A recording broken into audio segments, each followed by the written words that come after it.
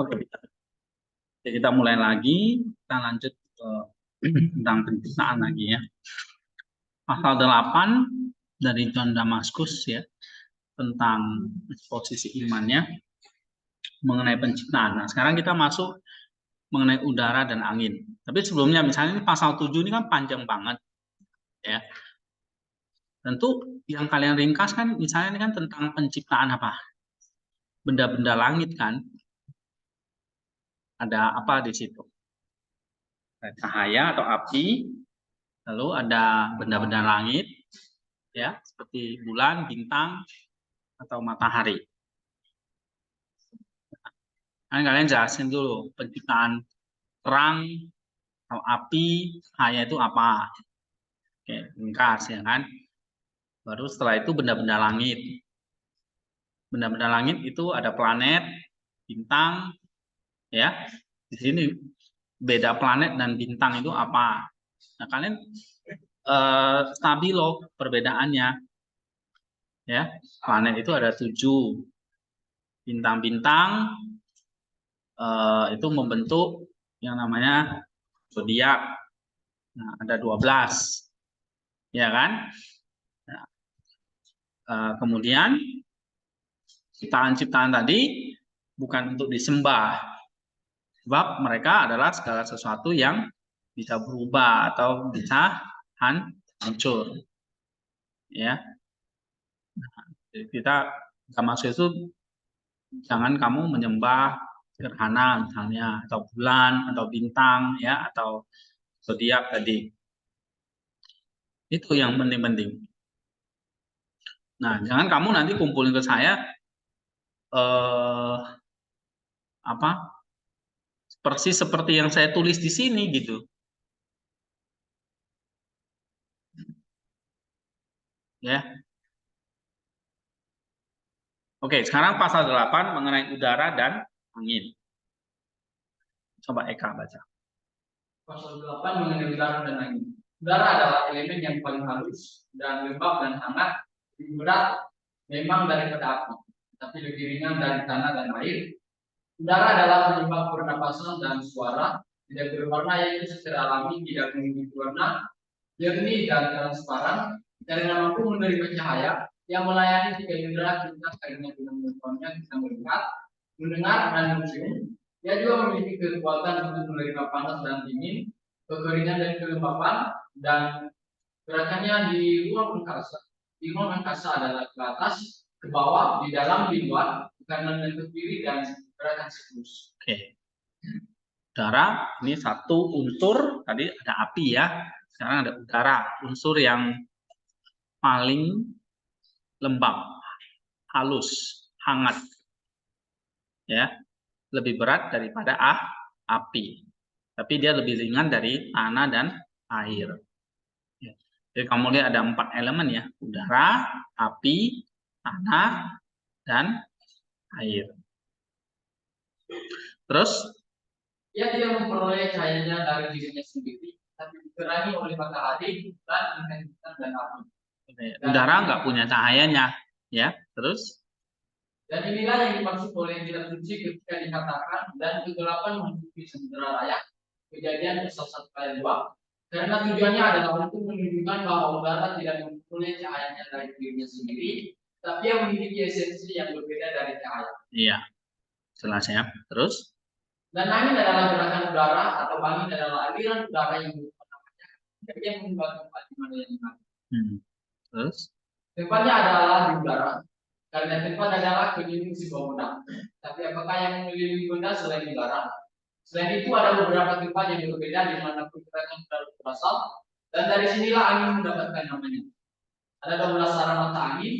Dikatakan bahwa udara hanyalah api setelah digunakan atau pepair yang dipanaskan. Pada semua peristiwa dalam sifatnya yang khusus, udara itu hangat tetapi menjadi dingin karena kedekatannya dengan air dan tanah, sehingga bagian bawahnya dingin dan bagian yang panas. Iya. Ya, ada udara yang dingin dan hangat. Ini tergantung dia dekat dengan air atau tanah. Terus inilah angin-angin tersebut kayak gas atau gases muncul di wilayah tempat matahari terbit di musim panas, subsolanus, di mana matahari terbit pada titik balik matahari, Eurus, tempat matahari terbit di musim dingin, Africus, tempat matahari terbenam di musim dingin, Paconius, tempat matahari terbenam saat equinox, dan Polus atau Olimpias atau Lapix, tempat matahari terbenam di musim panas. Kemudian datanglah Auster dan Aquilo yang ledakannya saling berlawanan. Di antara Aquilo dan Caepias terdapat Boreas, dan di antara Eurus dan Auster, Phoenix atau Euronotus, di antara Auster dan Africus, Ibonotus atau Leonotus, dan terakhir di antara Aquilo dan Polus. Ada Askias atau Cercius. Seperti yang disebut oleh para penduduk di wilayah. Ya, ini arah-arah 12 mata angin ya. Biasanya yang suka berpetualangan hafal ini ya, istilah-istilah ini ya. Oke, terus?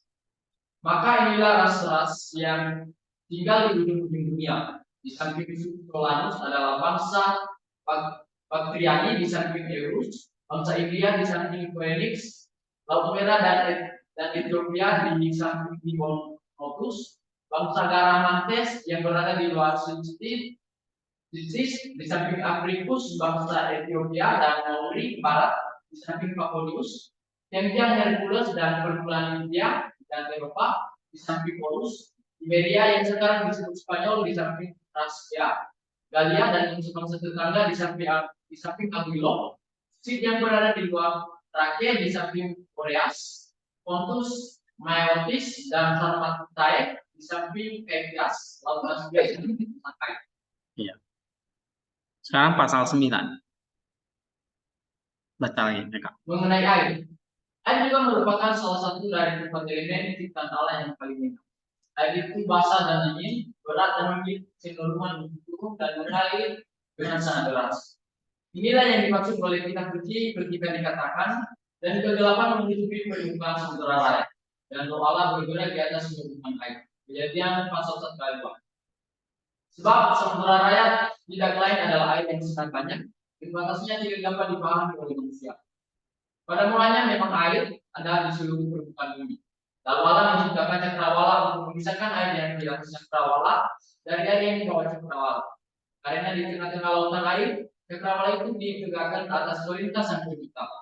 Dan dari situ Elohim memerintahkan cakrawala itu terbit, lalu terbitlah ia. Sekarang untuk balasan apakah Allah menetapkan air di atas cakrawala? Itu karena panas matahari dan ether yang sangat begitu. Karena tempat di bawah cakrawala termakan ether dan matahari, bulan dan bintang-bintang ada di cakrawala. Sehingga jika air tidak ditempatkan di atasnya, cakrawala akan habis dimakan panas. Iya. Jadi air itu ada di atas cakrawala dan di bawah cakrawala. Dan di atas cakrawala, kalau enggak bumi bisa kebakar ya, karena akan panas sekali. Di bawah cakrawala ya air yang kita nikmati sekarang. Oke. Jadi air adalah salah satu dari 4 elemen atau unsur yang menjadi elemen ciptaan dari bumi ini ya.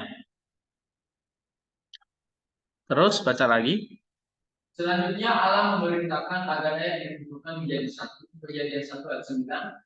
Tapi ketika kitab suci berbicara tentang satu bulan, jelaslah bahwa yang dimaksud bukanlah air itu menjadi satu tempat, karena selanjutnya dikatakan dan kumpulan air itu disebutnya samudera. Kejadian 1 ayat 10. Tetapi perkataan itu menunjukkan bahwa air itu bisa kita menjadi beberapa bagian yang berbeda.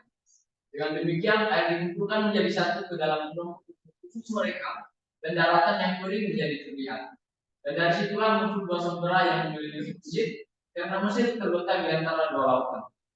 Kumpulan ini terdiri dari berbagai lautan, gunung-gunung, pulau-pulau, tanjung-tanjung, pelabuhan-pelabuhan, dan mengelilingi berbagai teluk, pantai, dan pesisir. Kata pantai digunakan untuk sifat dari jalur tersebut, dan daratan pantai menandakan bahwa jalur tersebut dan dalam di dekat pantai menjadi dalam secara tiba-tiba. Demikian juga muncul laut yang terletak di tempat pantai terbit yang dinamakan Laut India dan Laut Utara yang disebut Kaspia. Danau Danau juga terbentuk dengan cara yang sama. Iya, terus? Maka samudra itu seperti sungai yang mengelilingi seluruh bumi. Dan saya pikir tentang hal ini tidak bisa mengatakan sebuah sungai mengalir dari Sabang. Jadi air laut itu tawar dan dapat diminum. Itulah yang memenuhi lautan dengan air yang karena lama tinggal di lautan dan kehidupan menjadi pahit. Karena matahari dan angin itu beliung selalu menarik bagian-bagian yang halus. Demikianlah awan terbentuk dan hujan turun karena penyaringan limbah air menjadi manis. Terus? Air ini dibagi menjadi 4 bagian pertama, yaitu 4 sungai. Nama sungai yang pertama adalah Bison, yaitu sungai Gangga di Liang. Nama sungai yang kedua adalah Liang, yaitu sungai Nil yang mengalir dari Ethiopia ke Mesir. Nama sungai yang ketiga adalah Tigris, dan nama sungai yang keempat adalah Efrat. Ada juga banyak sekali sungai-sungai besar lainnya yang sebagian bermuara di lautan dan sebagian lain itu bermuara di dalam bumi. Dengan demikian seluruh bumi digali dan ditambang dan memiliki bisa dikatakan urat-urat tertentu yang melaluinya bumi memancarkan mata air yang ditemukannya dari laut. Dengan demikian air dari mata air bergantung pada karakternya pada kualitas bumi. Karena air laut disaring melalui bumi dan dengan demikian menjadi manis. Tetapi jika tempat mata air itu pahit atau asin, maka demikian juga air yang dikirim ke atas. Selain itu sering terjadi bahwa air yang telah terpendam dengan deras akan menjadi kurang dengan deras dan dengan demikian menjadi hangat. Dan inilah sebabnya mengapa mata air menjadi air. Kok bisa air itu hangat dimancarkan dari perut bumi? Hah?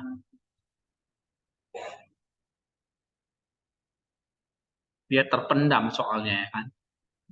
Saya kayak air di gunung itu kan terpendam dalam bumi yang keras gitu. Ya, maka menjadi hangat di dalam.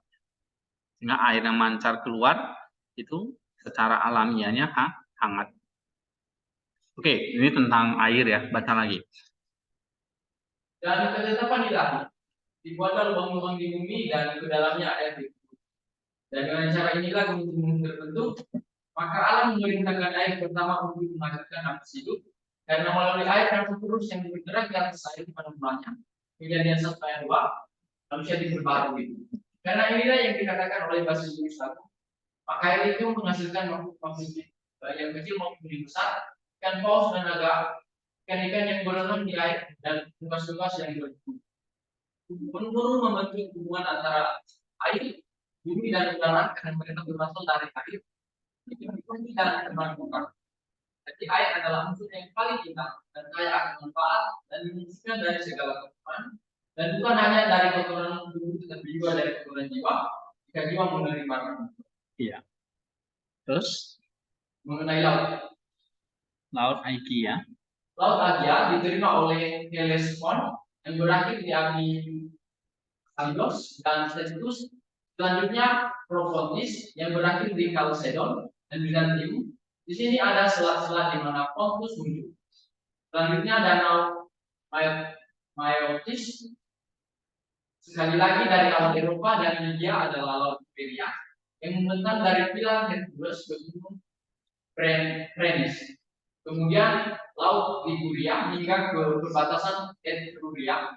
Selanjutnya Laut Sardinia yang berada di atas Sardinia dan miring ke bawah kulitnya. Kemudian Laut Etruria yang dimulai dari batas ekstrim Liguria dan berakhir di Sisilia. Kemudian Laut India, kemudian Laut Kreta, Laut Sisilia, Laut Ionia dan Laut Adriatik yang terakhir bermuara di Laut Sisilia yang disebut Teluk Corinthus atau Laut Sarkonia. Laut sisanya dikelilingi oleh Laut Sunian dan Laut Sisila. Berikutnya adalah Laut Mairtoan dan Laut Ikaria yang di dalamnya juga terdapat Cyclades. Kemudian Laut Karpatia, Laut Pamphylia, dan Laut Mesir. Dan setelah itu di atas Laut Ikaria, Laut Aegea mengalir dengan sendirinya. Ada juga pantai Eropa dari muara sungai Tanais ke Pilar, terus 9 stadia. 609.709 stadia. Ya. Kamu nggak bisa baca angka ini. Terus dan pantai Libya dari Tigris ke jauh barat sungai Canopus 209.242 stadia, dan terakhir pantai Asia dari sungai Canopus ke Tangais yang termasuk Teluk adalah 4.111 stadia. Jadi luas keseluruhan pesisir pantai dunia yang kita miliki nanti teluknya adalah 1.309.002 stadia. Iya. Nah, ini tentang laut yang begitu besar, ya, daripada daratan. Oke, jadi mungkin bumi ini seperti 3/4 ini adalah laut, ya. Saya kurang tahu apakah kalau daratannya berapa stadia, ya. Satu stadia itu berapa panjang, ya? Stadia. Coba lihat, cek ya nanti, ya. Oke, sekarang Maynard baca. Pasal 10 mengenai bumi dan hasil-hasilnya. Ini adalah salah satu dari unsur kering, dingin, berat, dan bergerak yang diciptakan oleh Allah. Pada mulanya ada yang alam ini dalam Perjanjian 1:1. Tetapi tempat kedudukan dan dasar bumi ke atas apapun yang dalam mengucapkannya. Sebagian orang berpendapat bahwa tempat berdirinya bumi adalah air. Karena itu dalam berkata bagi dia yang telah menegakkan bumi di atas air dan mulai menempatkannya di utara. Dan ada yang mengatakan dia yang menggantungkan bumi di atas keadaan dalam ayat pasal 26 ayat 7. Dan sekali lagi penyanyi Allah berkata seolah-olah sebagai Allah, aku menanggung tiang-tiang penumpangnya yang berarti tiang-tiang penumpang yang penumpangnya. Selanjutnya ungkapan dia telah mendirikannya di atas lautan menunjukkan dengan jelas bahwa bumi ini di sekelilingnya dikelilingi oleh air. Namun apakah kita mengakui bahwa bumi ditegakkan di atas sendiri, atau di atas udara, atau di atas air, atau di atas Ketiadaan. Kita tidak boleh berpaling dari pemikiran dan berpikir, tapi harus mengakui bahwa segala sesuatu ditopang dan dipertahankan oleh kuasa. Pada mulanya, seperti yang dikatakan kitab suci dalam Perjanjian 1 ayat 2, bumi tersembunyi di bawah air dan tidak berbentuk, artinya tidak berpindah, artinya tidak diperindah. Tetapi atas perintah Allah muncullah suatu palu air dan kemudian bumi menjadi ada. Dan atas perintah ilahi bumi menerima biasanya yang tepat dan ditanami dengan segala macam tumbuhan dan tanaman. Dan pada semua ini atas perintah ilahi, dia memberikan kekuatan untuk bertumbuh dan memberi makan dan menghasilkan benih untuk menghasilkan yang sejenis. Selain itu, atas kehendak Sang Pencipta, bumi juga menghasilkan berbagai jenis makhluk hidup, binatang melata, binatang buas, dan lain-lain. Semua itu memang untuk keperluan manusia, tetapi di antaranya ada yang dimakan seperti rusa cacat, domba, rusa, dan sejenisnya. Ada pula yang untuk dijadikan hewan tunggangan seperti unta, lembu, kuda, keledai, dan sejenisnya. Ada pula yang untuk dinikmati seperti kera, dan di antara burung yang ada untuk dimakan seperti binjai, muri, dan burung beo, dan sejenisnya. Kemudian di antara tumbuhan ada yang menghasilkan buah, ada yang dapat dimakan, ada yang harum dan berbunga, yang diberikan kepada kita untuk dinikmati seperti mawar dan sejenisnya. Dan yang lainnya menyembuhkan penyakit. Karena tidak ada satupun hewan atau tumbuhan yang ditanamkan oleh Sang Pencipta suatu bentuk energi yang dapat digunakan untuk memenuhi kebutuhan manusia. Karena dia yang mengetahui segala sesuatu sebelum ada, melihat bahwa di kemudian hari manusia akan berjalan menuju kebenarannya sendiri dan akan tumbuh kepada kerusakan. Dan karena itu dia menciptakan segala sesuatu untuk digunakan sesuai dengan keperluannya. baik yang ada di cakrawala, yang ada di bumi maupun yang ada di planet. Oke, terus Sesungguhnya sebuah pelanggaran segala sesuatu berada di bawah kekuasaannya. Sebab Allah telah menetapkan Dia sebagai penguasa atas segala yang ada di bumi dan di air. Bahkan ular itu telah terbiasa dengan manusia dan mendekatinya dengan lebih dekat daripada makhluk lainnya. Dan bersetubuh dengan dia dengan gerakan-gerakan yang menyenangkan. Dan oleh karena itu melalui ular-ular kemudian kejahatan mengajukan musuhnya yang paling jahat kepada kita yang pertama. Kejadian pasal 3 ayat 1.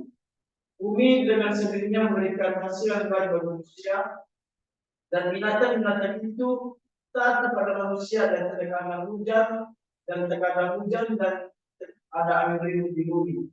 Tetapi setelah manusia melanggar, ketika ia disamakan dengan binatang-binatang yang berakal budi dan menjadi serupa dengan mereka, setelah ia mengatakan bahwa keinginan yang tidak berakal budi berkuasa atas pikiran yang berakal budi dan dia menjadi tidak taat kepada perintah Tuhannya.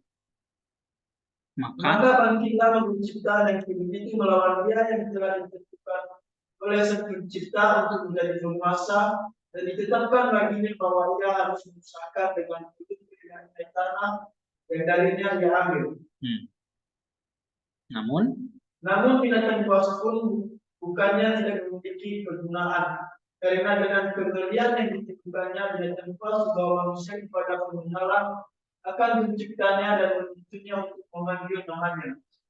Dan lebih jauh lagi pada saat pelanggaran ini sudah ditulis sesuai dengan pernyataan Allah yang tegas dan dilakukan dengan kenikmatan di mawar agar hal ini dapat membuat kita mengingat pelanggaran yang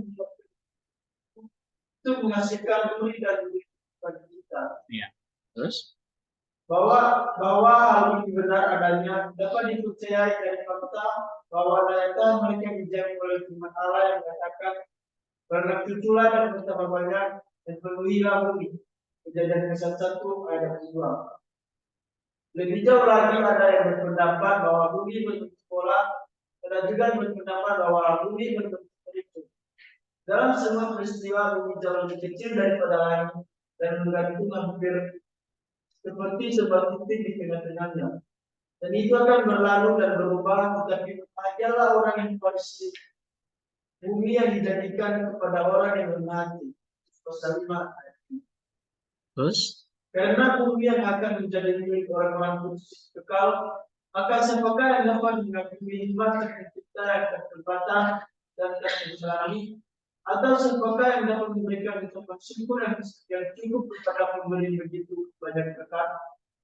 Ada juga provinsi atau prefektur di bumi yang kita kenali. Eropa mencakup 34 dan benua besar Asia memiliki 48 provinsi dan 12 kanon sebagaimana mereka disebut. Ya. Nah, ini tentang bumi. Apa yang bisa kalian ringkas di sini? Bumi dan hasil-hasilnya. Kapan diciptakan bumi ini? Pada hari pertama, ya kan? Tuhan menciptakan langit dan bumi. Tapi fondasi dari bumi ini apa? Ada yang mengatakan itu air, ada yang mengatakan itu udara. Ya. Damaskus sendiri menjawab apa? Dia mengatakan ya pemikiran-pemikiran itu kita tidak tahu ya apa dasar. Kalau Daud mengatakan itu di atas air, ya kan? Ada yang mengatakan di atas udara. Tapi yang jelas dia katakan dasar dari bumi itu ditopang oleh Sang Pencipta. Ya, kok bumi itu kok bisa gantung gini ya? Apa karena di bawahnya itu ada air atau sebetulnya udara yang menahannya? Ya, ya mungkin kita perlu riset secara fisika ya. Kok bumi itu bisa tidak jatuh ke bawah tapi bertahan ya? Oke. Lalu setelah diciptakan bumi ini apa?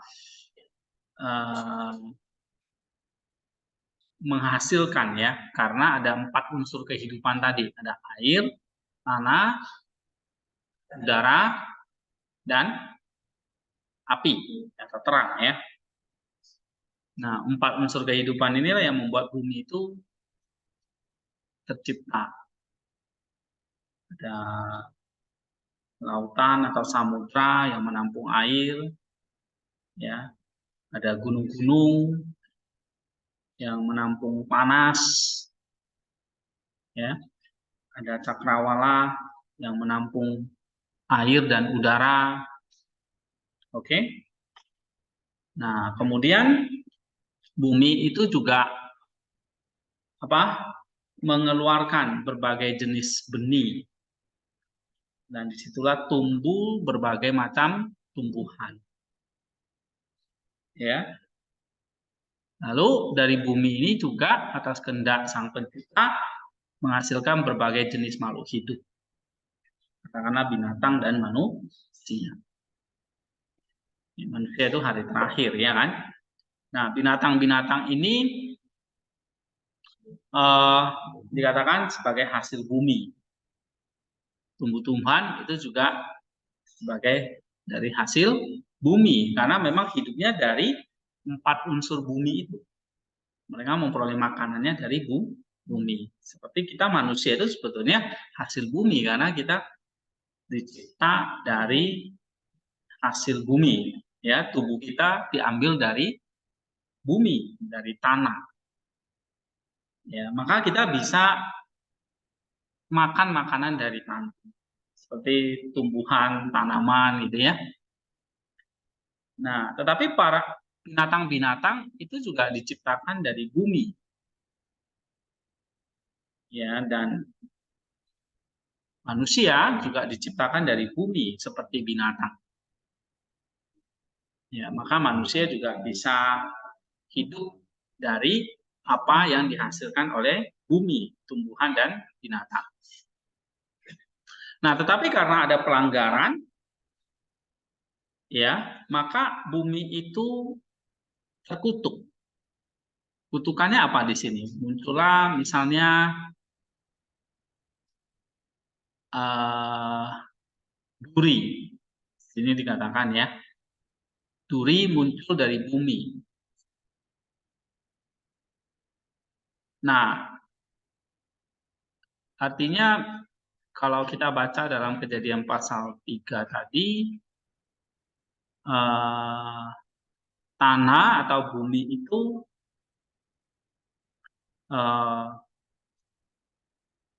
terkutuk gitu. Ya. Nah, di sini dikatakan duri muncul dari bumi sesuai dengan pernyataan Allah yang tegas dan digabungkan dengan kenikmatan bunga mawar. Ini kenikmatan Hawa tadinya. Agar hal itu dapat membuat kita mengingat pelanggaran yang menyebabkan bumi dihukum untuk menghasilkan duri dan duri-duri bagi kita. Ya. Oke. Nah, ini tentang bumi. Sekarang tentang Firdaus. Seperti apa Firdaus itu? Coba baca ini. Fitri. Tentang Firdaus, ketika Allah hendak menjadikan manusia dari ciptaan yang kelihatan dan yang tidak kelihatan menurut gambar dan rupanya, memerintah sebagai raja dan penguasa atas bumi dan segala isinya. Ia terlebih dahulu membuat baginya boleh dikatakan sebuah kerajaan di mana dia hidup dalam kebahagiaan dan kesejahteraan. Dan inilah Firdaus ilahi yang ditanam di Eden oleh tangan Tuhan. Sebab yang sukacita dan kegembiraan hati atau karena Eden dalam kemewahan. Iya. Berarti Firdaus itu apa? Hah? Firdaus itu seperti kerajaan. Sebuah kerajaan. Kerajaan apa ini? Kerajaan di mana Adam dan Hawa itu memerintah atas bumi, ya kan? Tadi kan dikatakan di sini beranak cuculah dan bertambah banyak dan penuhilah bumi. Ya, itu perintah Allah kepada Adam dan Hawa. Lalu mereka memerintah bumi itu dari Firdaus. Ya.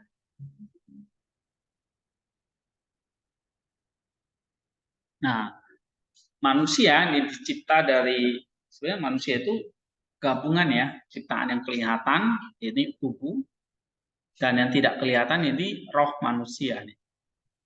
Jadi manusia itu adalah ciptaan yang kelihatan karena diambil dari bumi tadi, ya. Dan manusia itu juga ciptaan yang tidak kelihatan, diambil dari roh Allah, ya, atau Allah menghembuskan nafasnya. Nah, itu yang tidak kelihatan. Nah, manusia ini yang dicipta punya dua unsur ini, kelihatan dan tidak kelihatan, sehingga bukan malaikat atau bukan ciptaan lain yang diperintahkan untuk berkuasa atas seluruh bumi, tetapi hanya manusia. Ya. Nah, manusia ini kemudian memerintah namanya di Taman Eden. Oke. Nah, Taman Eden ini lokasinya ada di mana ini? Atau Firdaus ini ada di mana lokasinya? Nah, kita baca di sini. Lokasinya, oke, baca siapa? Lokasinya lebih tinggi di timur daripada sudut bumi. Nah, timur katanya. Beriklim sedang dan udara yang dikelilinginya adalah yang paling langka dan yang paling murni. Oke. Tanaman hijau adalah kebanggaannya, wewangian manis berlimpah dibanjiri cahaya dan dalam segar dan keindahan yang seksual. Seksual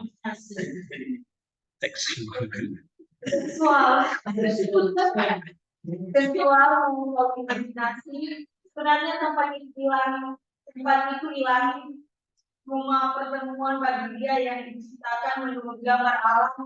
Tidak ada makhluk yang tidak berakal budi yang membuat tempat tinggalnya di sana kecuali manusia sendiri, karya tangan Allah sendiri. Iya, kita nggak tahu lokasi persisnya di mana, tapi hanya dikatakan di timur, ya, lokasinya lebih tinggi. Ya. Maka kalau di ajaran Islam itu, di Al-Quran itu Firdaus itu bukan di bumi, tetapi kayak di langit gitu ya. Oke.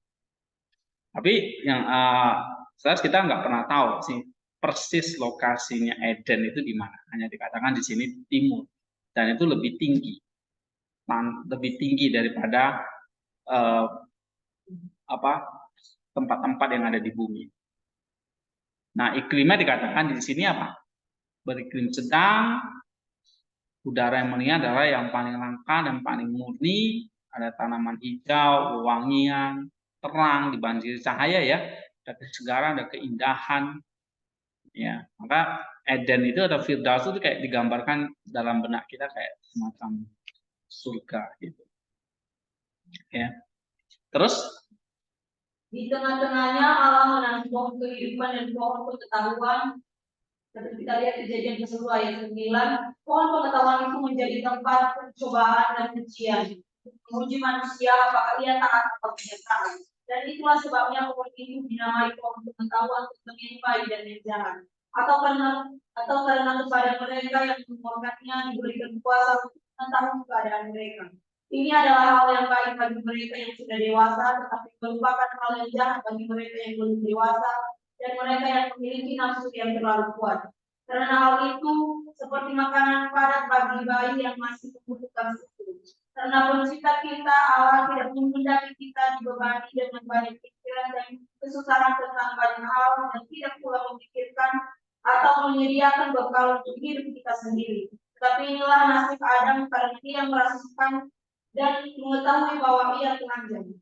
Lalu ia membuat pakaian dari daun pohon ara dan mengenakannya pada tubuhnya. Ia mengambil daun pohon ara itu dan mengenakannya pada tubuhnya. Tetapi sebelum mereka memakan buah itu, mereka berdua Adam dan Hawa telanjang, dan mereka tidak merasa malu. Sebab Allah bermaksud supaya kita bebas dari hawa nafsu. Dan inilah tanda dari pikiran yang sama sekali tidak dikuasai oleh hawa nafsu. Ya, dia ingin kita lebih jauh lagi bebas dari kekhawatiran dan hanya memiliki satu pekerjaan yang harus kita lakukan, yaitu menyanyikan pujian-pujian kepada Sang Pencipta, seperti yang dilakukan oleh para malaikat tanpa henti dan tanpa jeda. Puji-pujian kepada Sang Pencipta dan bersukacita dalam perenungan akan Dia serta mencurahkan seluruh perhatian kita kepadanya.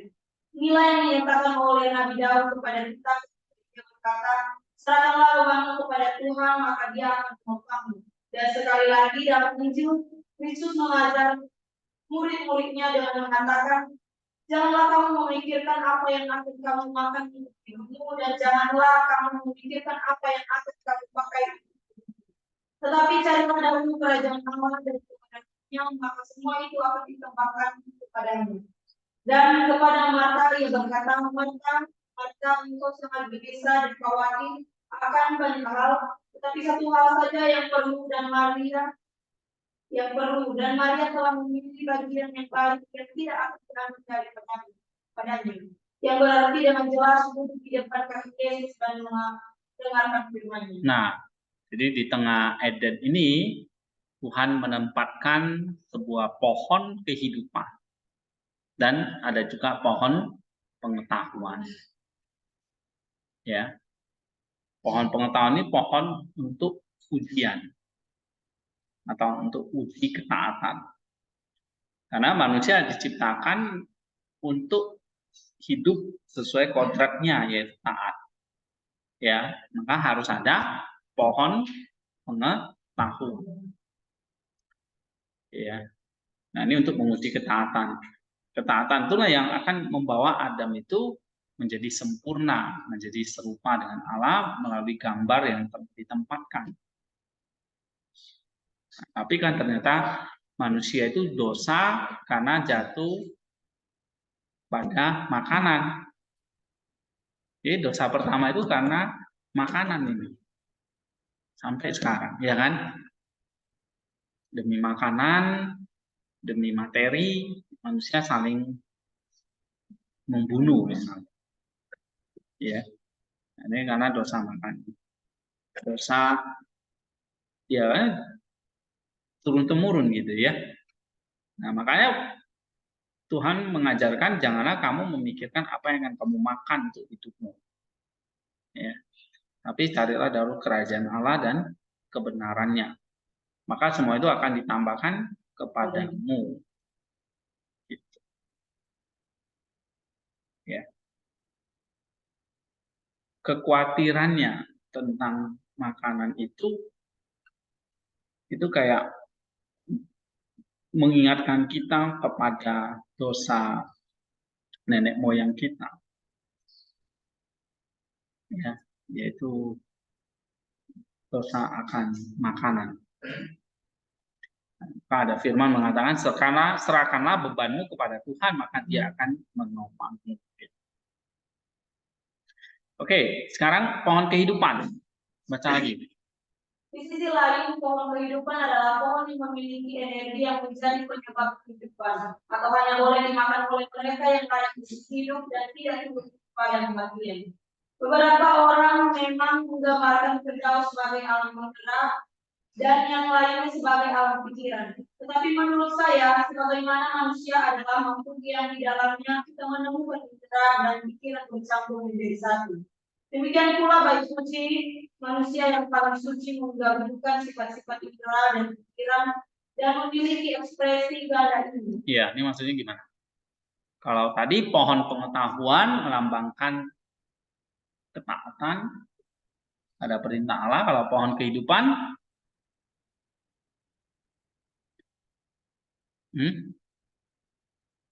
pohon kehidupan ini apa? Pohon yang akan memberikan kehidupan kekal kepada manusia. Ya, nah ini bisa dikatakan pohon kehidupan di sini nih pohon yang kita tahu adalah salib Kristus itu atau pengorbanan Kristus itu. Ya, akan nanti memberikan atau menjadi penyebab kehidupan manusia yang kekal. Ya. Terus di sini dikatakan manusia gabungan ya dari indera ini yang bersifat jasmani dan pikiran ini yang bersifat rohani. Karena tadi manusia itu gabungan dari yang terlihat dan tidak terlihat. Terus baca lagi. Karena seperti yang telah kami katakan, kehidupan dalam tubuh dihabiskan di wilayah yang paling ilahi dan indah. Sementara kehidupan dalam jiwa dilewatkan di tempat yang jauh lebih agung dan lebih indah, di mana Allah membuat rumahnya dan di mana Dia membungkus manusia seperti pakaian yang mulia dan mengenakan jubah dengan kasih karunia-Nya dan menyukainya dan menopangnya seperti malaikat dengan dua yang paling manis, yaitu perenungan akan dirinya. Sungguh pohon itu pantas dinamai pohon kehidupan karena kehidupan tidak terputus oleh kematian, manisnya berpartisipasi ilahi diberikan kepada mereka yang membagikannya. Dan sesungguhnya inilah yang dimaksudkan Allah dengan setiap pohon ketika Ia berfirman, semua pohon dalam taman Eden boleh kamu makan buahnya dengan bebas. Sebab setiap itu hanyalah Dia sendiri yang di dalam Dia dan melalui Dia alam semesta dipelihara. Tetapi pohon pengetahuan tentang yang baik dan yang jahat adalah membedakan antara berbagai macam perenungan, dan ini hanyalah pengetahuan tentang kodrat diri sendiri yang memang merupakan hal yang baik bagi mereka yang sudah dewasa dan maju dalam perenungan ilahi, atau yang dengan sendirinya merupakan pernyataan keagungan Allah dan tidak takut jatuh karena mereka sudah terbiasa dengan perenungan semacam itu. Tapi ini merupakan hal yang jahat bagi mereka yang masih muda dan memiliki selera yang lebih kuat, yang karena ketidakamanan mereka berpegang pada bagian yang lebih baik, dan karena mereka belum teguh di tempat satu-satunya yang baik, cenderung untuk mencabik-cabik dan terseret dari hal ini untuk mengurus tubuh mereka sendiri. Iya. Nah, ini beda pohon kehidupan dan pohon pengetahuan apa?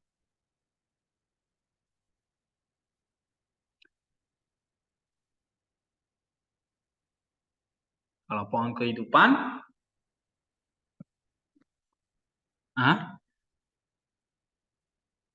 kalau pohon pengetahuan,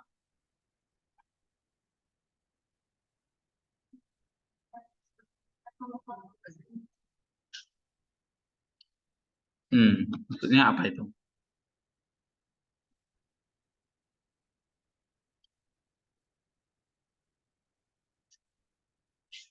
Ya, jadi ada dua pohon ini sebetulnya Tuhan tempatkan pohon pengetahuan ini yang tidak boleh dimakan.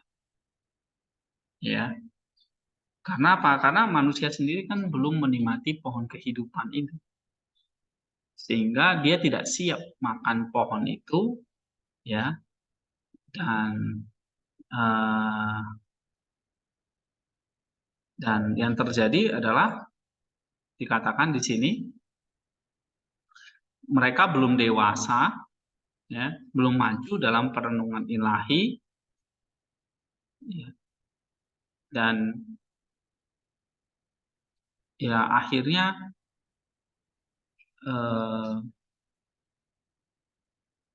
jadi kalau manusia itu tahu tentang hal baik dan jahat, ya, nah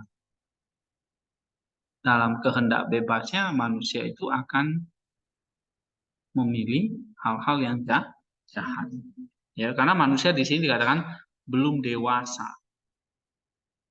Ya, dikatakan di sini pohon ini adalah tempat pencobaan ujian tentang baik dan jahat. Ya, karena kepada mereka yang memakannya diberi kuasa untuk mengetahui keadaan mereka. Nah, mereka belum dewasa, ya, sehingga tidak bisa mengendalikan itu. Ini kayak sama seperti bayi yang belum dewasa terus dikasih makanan yang padat, bukan susu.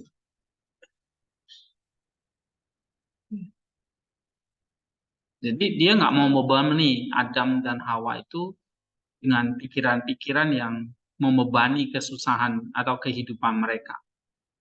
Tapi ini yang dialami oleh Adam, ya. Dia merasa bahwa dia sudah telanjang nih. Nah, ya kan? Akhirnya dia malu. Dia mengambil pohon ara, menutupi kemaluannya. Ya, padahal Allah itu ingin mereka bebas dari itu, dari pikiran-pikiran yang tidak perlu. Ya, tapi karena makan itu dan mereka belum dewasa, ya akhirnya mereka membebani pikiran mereka sendiri. Nah, lalu disitulah pikiran beban-beban itulah yang membuat kematian buat mereka. Jadi kematiannya bukan karena lu makan lalu Allah datangin kematian gitu, enggak. Ini kematian kodrati, kematian alami. Ya, karena ketidakdewasaan, ketidakmampuan mereka untuk bisa mengetahui keadaan mereka. Sehingga di sini apa sih yang kita bisa renungkan? Kematian itu adalah ketika gaya hidup seseorang sudah tidak mampu menopang dirinya lagi, gitu. Daya hidupnya ya.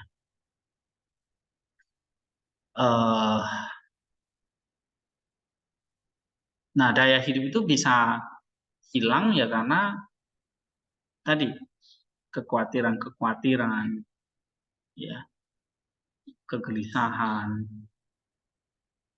ya. Coba kamu misalnya makan satu buah lalu kamu tahu bahwa hidupmu tinggal 10 tahun misalnya. Atau besok kamu akan mati. Nah, itu gimana kehidupan kita ya? Tentu dayanya akan menurun. Ya. Nah, maka Tuhan bilang jangan kamu makan buah itu. Sama seperti sekarang, kamu tidak tahu berapa lama, kita tidak tahu berapa lama kita akan hidup. Karena kalau kita tahu, maka pasti kamu punya beban, kekhawatiran, dan nggak ada gunanya. Ya. Nah, seandainya sekarang ini ada pohon pengetahuan yang baik dan jahat ya. Begitu kamu makan, kamu jadi tahu fakta bahwa hidupmu tinggal sekian hari. Misalnya. Nah, kita tentu akan gelisah kan? Kita akan khawatir dan tidak lagi menikmati hidup itu. Ya kan? Kita tidak akan menikmati hidup karena kita tahu loh. Umur saya tinggal segini nih. Ya. Walaupun kita tahu kita nggak bisa hidup selamanya kan di dunia tubuh yang fana ini.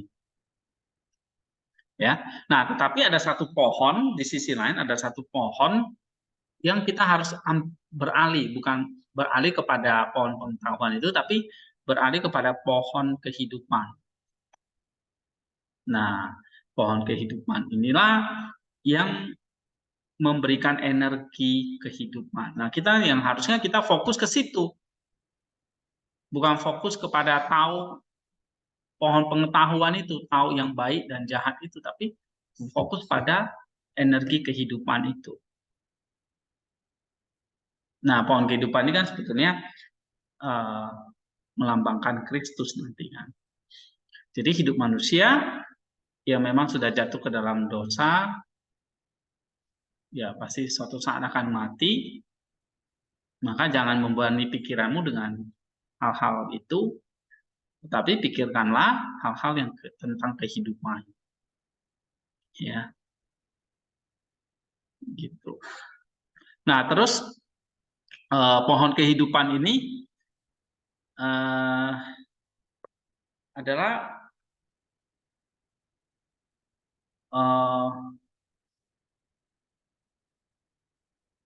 pohon yang apa di sini dikatakan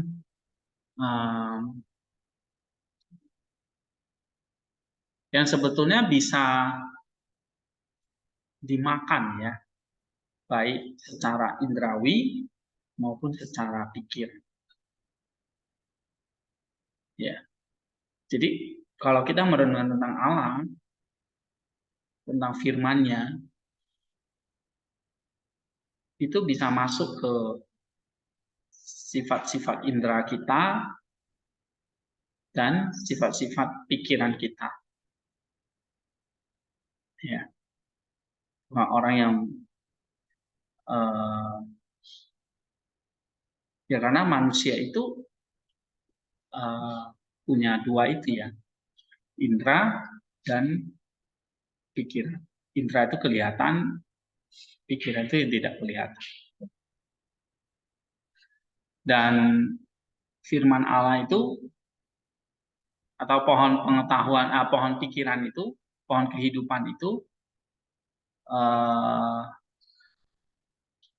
menopang dua-duanya, ya, sehingga pohon itu baru dikatakan pohon kehidupan karena dia memberi kehidupan untuk jasmani kita dan juga rohani kita.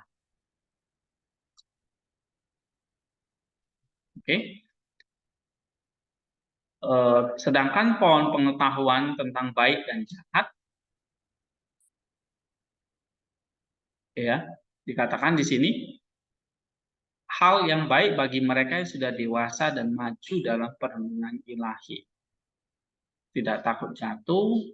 Nah, jadi Tuhan Allah itu maksudnya kamu dewasa dulu, baru kamu siap nih menghadapi pohon pengetahuan itu.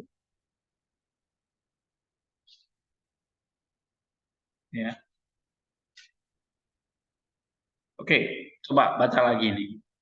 Dengan demikian, menurut pemikiran saya, Firdaus ilahi ada dua, dan para bapa yang diilhamkan Allah telah mewariskan sebuah pesan yang benar, entah mereka mengajarkan doktrin ini atau itu. Memang adalah mungkin untuk memahami dari setiap pohon pengetahuan tentang kekuatan ilahi yang berasal dari benda-benda ciptaan. Dalam kata-kata Rasul, sebab apa yang tidak kelihatan dari Dia, dari penciptaan dunia, jelas kelihatan, karena dipahami dari apa yang diciptakan. Tetapi dari semua pemikiran dan spekulasi ini yang paling agung adalah yang berhubungan dengan diri kita sendiri, yaitu dengan komposisi kita sendiri. Seperti yang dikatakan oleh Daud, pengenalan akan engkau dari aku, yaitu dari susunan buku menjadi suatu keajaiban. Namun karena alasan yang telah kami sebutkan, pengetahuan seperti itu berbahaya bagi anak yang baru saja diciptakan. Iya. Terus? Pohon kehidupan juga dapat dipahami sebagai pemikiran yang lebih ilahi, yang berasal dari dunia akal dan pendakian melalui itu menuju penyebab yang berasal dari pembangunan dan membangun. Kok pembangunan sih? Oke lah. Membangun dari semua. Dan ini adalah nama yang dia berikan kepada setiap pohon yang menyiratkan kepenuhan dan ketidakterpisahan dan hanya menyampaikan partisipasi dalam apa yang baik. Tapi dengan pohon pengetahuan tentang yang baik dan yang jahat, kita harus memahami bahwa makanan yang masuk akal dan yang menyenangkan, yang meskipun tampaknya manis, pada kenyataannya membawa orang yang memakannya ke dalam persekutuan dengan kejahatan. Karena Allah berfirman, semua pohon di Taman Firdaus ini boleh kamu makan buahnya dengan bebas. Seolah-olah Allah berfirman, dari segala ciptaanku kamu akan naik kepadaku, penciptamu, dan dari segala buahnya kamu akan memetik satu buah, yaitu aku, yang adalah hidup yang sejati, dalam segala sesuatu menghasilkan buah kehidupan bagimu, dan biar partisipasi di dalam aku menjadi penopang hidupmu. Karena dengan demikian kamu akan menjadi abadi. Tetapi pohon pengetahuan tentang yang baik dan yang jahat itu janganlah kamu makan buahnya, sebab pada hari engkau memakannya pastilah engkau mati. Karena makanan yang baik pada dasarnya adalah untuk mengisi kembali apa yang berangsur habis lalu menjadi kering dan binasa, dan orang yang memakan makanan yang baik tidak akan kekal. Iya. Nah, ngerti nggak paragraf ini? Jadi kalau pohon kehidupan, ini sekali lagi dengan pohon kehidupan dan pohon pengetahuan ya. Pohon kehidupan itu untuk mengisi dunia akal dulu. Supaya manusia itu dewasa dulu. Secara roh. Ya. Oke. Nah, kalau memakan pohon kehidupan itu berarti dia apa? Berpartisipasi di dalam hal-hal yang baik. Misalnya tentang ketaatan tadi. Oke, tetapi kalau pohon pengetahuan tentang baik dan jahat, ya, itu membawa orang itu dalam persekutuan dengan kejahatan. Karena manusia belum siap nih menghadapi godaan, menghadapi hal-hal yang menyenangkan, yang tampaknya manis, yang bersifat nafsu. Belum siap ini Adam. Ya, makanya Tuhan Allah kasih semua pohon ini boleh kamu makan, tapi jangan yang ini. Ya. Sebab kalau kamu memakannya, kamu akan mati. Artinya manusia akan bersekutu dengan yang jahat. Oke? Ya, jadi semua pohon kamu boleh makan nih dengan bebas. Ya, kamu boleh memetik buah-buah ini. Itu artinya biarlah segala sesuatu menghasilkan buah kehidupan bagimu. Dikatakan ya, biarlah kamu berpartisipasi di dalam aku dan aku menjadi penopang hidup. Jadi bukan dengan pengetahuanmu sendiri ya tentang yang baik dan jahat yang akan bisa menopang hidupmu, tapi justru membawa kamu kepada kematian. Tapi pohon kehidupan di mana kamu berpartisipasi di dalam aku, itulah yang menjadi penopang hidupmu. Jadi pengetahuan kita tentang yang baik dan jahat tidak membuat kita selamat, justru membawa kita ke dalam kejatuhan. Ya. Nah, jadi kalau kamu nih misalnya tahu tentang yang baik dan jahat, ya itu nggak cukup, karena kamu belum dewasa tahu tentang apa yang baik dan jahat. Kamu tahu ini yang baik, tapi kamu nggak mau melakukannya kan? Biasanya kan begitu. Kenapa? Karena kamu belum cukup dewasa untuk tahu yang baik dan yang jahat. Ya. Nah, contohnya lah kasus kita misalnya. Makanya itu diperlukan nanti kalau di dalam spiritualitas itu ada namanya discernment atau diakrisis. Diakrisis itu artinya kamu punya karunia roh untuk memilih yang baik daripada yang jahat. Tahu, bukan hanya sekedar tahu yang baik dan jahat, ya, tahu ini kehendak Allah dan bukan, tetapi kamu punya kemampuan untuk memilih pohon kehidupan, bukan pohon pengetahuan. Sehingga dua pohon ini ya memang satu pohon kehidupan berarti memilih untuk berpartisipasi di dalam kehidupan. Jadi pohon pengetahuan itu kita memilih untuk berpartisipasi di dalam kejahatan. Jadi selalu ada hukum dosa, hukum Allah, ya, ada baik, ada jahat, ada pohon kehidupan, ada pohon pengetahuan, ada makanan yang baik, ada juga makanan yang tidak baik, ya kan? Kalau dunia kesehatan ada makanan yang bergizi, yang baik, tidak kolesterol, ada makanan yang berbahaya, berkolesterol ya, yang bisa membuat kamu atau membuat kita sakit, stroke lah, lumpuh lah ya. Oke. Ini tentang pohon pengetahuan baik dan jahat ya, pasal berapa? 11 di Firdaus ya. Di Firdaus itu ada 2 pohon. Nah, nanti minggu depan kita akan bahas tentang manusia, ini lebih seru ya. Kodrat manusia itu seperti apa dan apa tujuan alam. Ini tentang antropologi, ini cukup panjang nanti tentang antropologi. Lalu nanti akan bahas tentang macam-macam ya, tentang kodrat manusia, punya rasa sakit, senang, sensasi, tentang apa itu pikiran, ingatan ya, tentang bagaimana manusia punya konsep dan mengartikulasikannya, tentang passion, manusia punya nafsu, energi itu apa, kemudian ini ada banyak hal-hal yang teknis ya. Ini banyak pasalnya semua membahas tentang apa yang terjadi dalam diri manusia yang punya tadi pikiran itu apa, nafsu itu apa, energi itu apa, ya sensasi itu apa, kehendak itu apa, ya kehendak bebas itu apa beda kehendak dan kehendak bebas, ya baru bagaimana manusia itu punya dipelihara oleh Allah, lalu ada pra pengetahuan, ini predestinasi, ini tentang penetapan Allah ya. Oke, ini buku yang kedua. Nah, kita bahas minggu depan. Nah, hari ini kita membahas tentang tadi. Berarti kalian coba buat seperti itu ya. Pasal, ketika ada berapa pasal kita bahas hari ini? 3 ya. 4 ya. Nah, 4 pasal itu kamu bikin ringkasannya, kemudian coba tambahkan kutipan maksudnya ringkasannya, kemudian tambahkan analisa. Ya.